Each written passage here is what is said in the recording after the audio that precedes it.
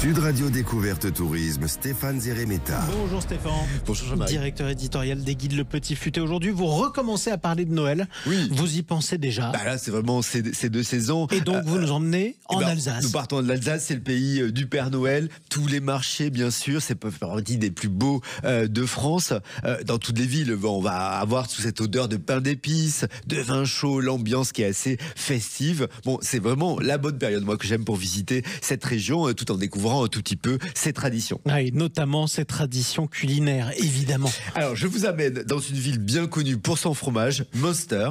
Le marché de Noël qui est intitulé Au cœur des montagnes, met à l'honneur les produits du terroir, l'artisanat, bien sûr. Alors, il y a le partage de la soupe au Münster. Ça a lieu le 8, 14 et 22 décembre. Moi, j'ai bien noté les dates. Un des meilleurs et des plus odorants fromages de toute la France. C'est vrai que c'est une soupe qui est préparée par la confrérie du Taste Fromage de la vallée de Münster.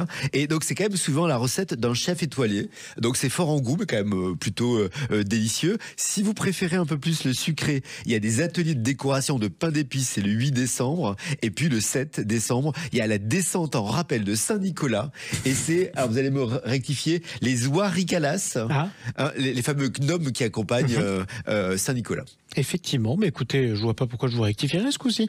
Allez, vous nous proposez ensuite une marche au flambeau. On est toujours le 7 décembre, on a le week-end de la Saint-Nicolas, on est à Lutz-Sellaus, et là on a le départ qui a lieu sur la place du village. Il y a plein de lampions, de flambeaux, on se dirige vers le grand séquoia qui surplombe la forêt. La marche est tranquille, c'est vraiment animé. Alors il y a des cracheurs de feu, il y a des jongleurs, donc ce sera vraiment très sympa. Une fois qu'on est arrivé au pied de l'arbre, on va découvrir un marché de Noël. On rencontre bien sûr Saint-Nicolas, mais il y a un feu d'artifice également qui clôture la soirée. Si vous êtes gourmand, je vous conseille un autre marché, celui de Schirmeck. Là, on est le 30 novembre et tout au long de l'itinéraire nocturne, on fait ça sur les hauteurs de la ville. Il y a 7 points de restauration. Alors pâté, vin blanc chaud, crémant, spatzel, les bûches. C'est très bon les spätzle. C'est des grosses pâtes absolument germaniques. Voilà. J'aime bien. Des bûches aussi, pour les versions plus sucrées sont au menu. Allez, pour la période de Noël, on en profite aussi pour découvrir le patrimoine alsacien. Alors, du côté de Orchwiller, on a le château du Haut-Königsbourg qui témoigne de 9 siècles d'histoire. C'est une forteresse de montagne, quand même, à 760 mètres. Un brin rafistolé récemment, mais c'est un très beau château. C'est bien d'entretenir ce patrimoine.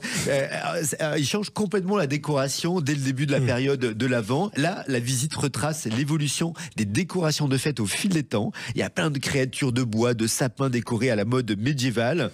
7-8 décembre, Saint-Nicolas, il est aussi là et il est avec son cheval. Il y a un atelier de couronne de l'Avent à partir d'éléments qui est organisé. Et si on va à Sainte-Marie-aux-Mines, qu'on va découvrir pendant cette période de Noël, on va entrer au cœur de la terre dans les mines d'argent, Gab-Grotte et à Saint-Louis. Donc c'est assez intéressant. Donc on a une visite qui est thématique, qui va nous mener des anecdotes de mineurs, des contes de Noël.